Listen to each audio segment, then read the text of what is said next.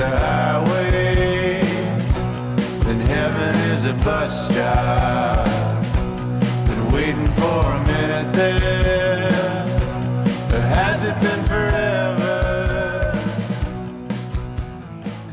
Hey, this is the Fiasco Primer episode for Ben Robbins' Follow. So Follow is a game in the collaborative storytelling game world, like a lot of our games that we play. There's no game master, so everyone is taking turns telling scenes. And there's an aspect of like shared game master where one person is setting up the scene for everyone else or setting up the main structure of a little act. And it's kind of played in 3 acts. So before you play, your preparation, you'll want 3 to 5 players. You want 2 to 3 hours, and it'll be longer with more players. And you want some stones or dice in 2 different colors, and you'll need about a dozen of each. And they are called red and white in the text, but any 2 colors will work. Poker chips, dice, playing cards, so long as they're the same size and shape so you can't tell them apart by touch. You're going to be pulling them out of a bag or a cup. And so you'll need a cup or bag or envelope to draw those stones from, or you close your eyes so that or shuffle them or whatever. You'll also need about a dozen index cards and some pens and pencils. Yeah? And if you don't have stones, you can take some little squares of paper and mark them with an X for red and leave the others blank. The game was recently kickstarted. You can pick up the rules at lamemage.com from Lame Mage Productions. That's Ben Robbins' company. And you are working together to achieve a common goal. That's what Follow is about. So to read from the start page, which we read in the episode, Follow is a game about working together to achieve the common goal. Slay the dragon, cure a disease, overthrow a tyrant. Get your candidate elected. We'll pick a quest together to decide what kind of game we want to play. Can we stay united and succeed, or will our differences tear us apart? We'll play and find out. Follow isn't about us coming up with the best plan or clever solution. It's about seeing what these characters do for better or worse. We may even intentionally make bad choices because they seem like decisions our characters would make. But even if we do everything perfectly, our quest may fail. As players, we can push for the outcome we want to see, but we cannot guarantee it. Our story may surprise us, and that's part of the fun.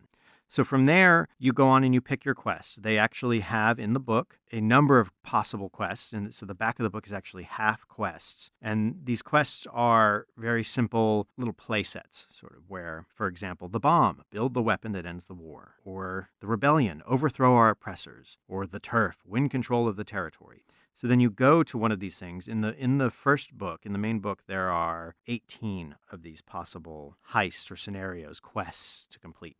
And then you work together, you answer a few questions to kind of get into your quest. So your first question is usually, what is the ground rules? What is the situation with this thing? What are the deals? What are the parameters around this quest? The thing at the heart of it. And also, what are we as a group? Or is this fellowship that we're going to generate to complete this quest, how are they connected to the world, or how are they connected to this thing that they're trying to accomplish? And then from there, once you've kind of customized the quest, which will help you determine when it's happening, is this a fantastic world? Is this a futuristic world? Is this a modern world?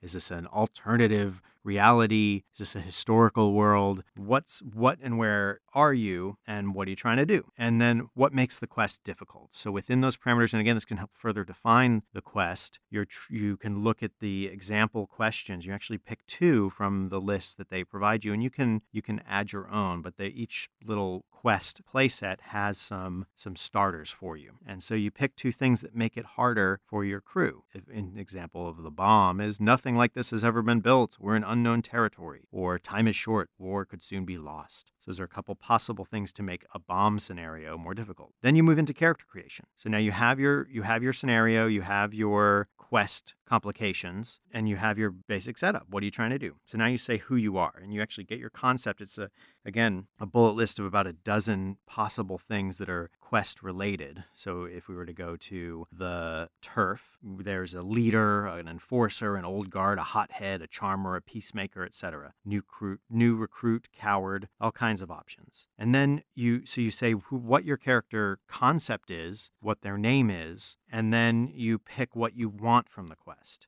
Do you want peace? Do you want respect, etc.? What does your character want as this part of this quest? And then you actually look to the person to your left and you discuss with them to add more to your character. What does this character have? What do you want from the character to your left that they're not going to give you? And you pick again from a list of possibilities, and you can come up with your own if they make sense for your character. And you want stuff that's kind of broad, forgiveness, and then you can get specific with this. So forgiveness is like a one example. Revenge, friendship, and it can be something where you want forgiveness, but they're not going to give it to you because of the circumstances that define their character, and that defines your relationship. And you may hate one another. Your characters may hate one another, but what the goal of this game and what Ben Robbins puts in here a lot is if your characters hate it, fine. If your players love it, great. That's what you want. You want your players to be happy with the quest you choose, with the character decisions they're making as a group, so that everyone's going to have a great time and get each other's characters so you can get into scenes and see how this whole thing plays out. So the actual playing of the game, once you've generated your main character, and then you actually generate a minor character who's just a name and a characteristic instead of having the wants and all that stuff. They just get those two options. And they also recommend that character is not related to your main character. They may be related to another character at the table, but that way you won't, if you're in a scene with someone who's related to your character in a specific way, you're not going to end up talking to yourself. That's something you want to kind of avoid. You want your minor character to be pulled into scenes with other people's characters when they're defining their scenes. So then the next thing you do is you define a challenge. So one person sets up a challenge, like what's going to happen. And there's actually, again, within the quest sheets, a bullet point of challenges that are specific to that quest. And that person will pick that challenge and then define in the context of your world how that challenge, like that you've created, how that challenge plays out and like what it means in terms of the specifics of your quest. And then you'll say why that challenge is difficult. What are all the things that makes it hard to do and why we need to still do it, but we aren't actually going to talk about any solutions. The solutions come with the scenes. Then the person who set the challenge up picks the first player.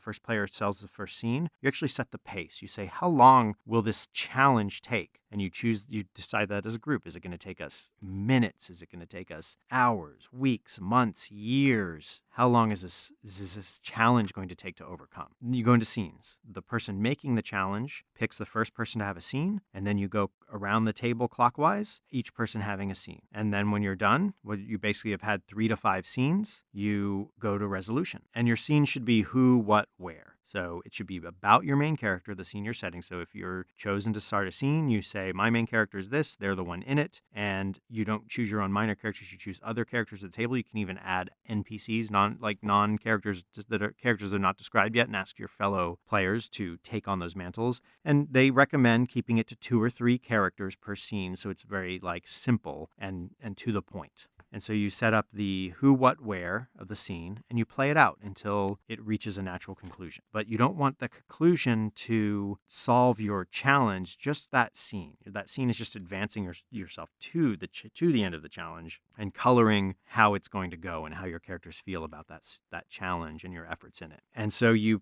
play through that, and you can also add consequences for your characters as you go based on the actions, like if you put your players or another player's character in danger or difficulty, what those consequences are. Then at the end of the scene, you pass it on to the next person. And then once you've played all the scenes, everyone's played a scene in that challenge, you finish the challenge. And you actually generate a pool of stones and draw stones to get your outcome. And you pull a white stone and a white stone, a positive, you win the challenge. If you pull first a red stone, then a white stone, you lose a character but win the challenge. If you pull a white stone, then a red stone, you lose a character and lose the challenge. And then if you pull 2 red stones, a character betrays or is betrayed by the fellowship and is lost, and you lose the challenge. That is the grid of all the possible outcomes, and then you describe, okay, what if we won, how did we win? If we lost, how did we lose? If we lost a character or a character was betrayed, how does that go down? And you go through all that stuff, and you go to the next scene. And you play through 3 challenges. On the 3rd challenge, that's actually the end. end. That's when you determine your quest and you decide whether you've completed your quest at the end of the third challenge. And after that, you go to your epilogue. Depending on, regardless of whether you succeed or fail, your characters are going to live on. And each player briefly narrates their main character's life after the quest and says whether they think the quest was worth it. And you can stick to the quest fallout, or you can go big and summarize the rest of your life. So that's Follow by Ben Robbins, again on Lame Mage Production, or at Lame Mage Productions at lamemage.com. I can't recommend enough going to Ben Robbins. Follow him on Google, and I think he's on Google+. He has a couple great games. We love Kingdom, really enjoyed playing Follow, and we'll see if Microscope will work for Board Ghost. We'd love to give it a go. In the meantime, I can't recommend Follow enough. It's a fun game. It plays very nice, and it's just tight. It's a tight, get everyone in together and go. So yeah, that is how you play Follow. Go check out some of our episodes of us playing Follow at boardghost.com.